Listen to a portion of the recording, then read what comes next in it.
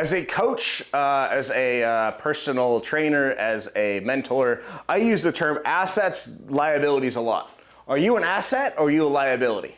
And that's something for you to internally take. Now, it also accounts for your building and the way that you manage your building. So are your buildings assets or are they liabilities? And I'm not just talking about from a financial standpoint, but it does relate to the financial aspect of it. So assets.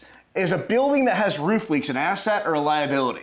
It's a liability. So when you're looking at taking a liability and something that's a hassle for you, that costs money, time, energy, and effort, to turn it into an asset doesn't necessarily mean I got to temporarily fix it. Because the temporary solution takes a liability and it still leaves your building as a liability because you haven't solved the problem.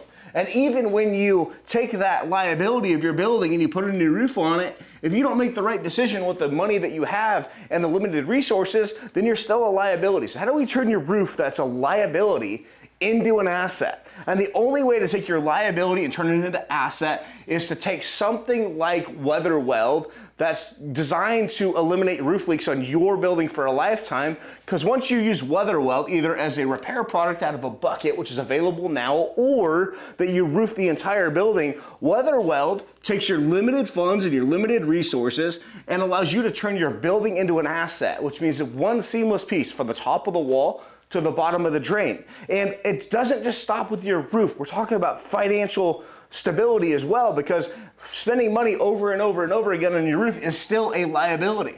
So with weather weld, you spend your money once and you can take that liability, turn it into an asset. And because weather weld's a little bit more than the average roof system, you put money into your building once. It may cost a little bit more, but at the same time, you're going to take your building that's a liability now with a ton of roof leaks, and weather weld's going to turn it into an asset.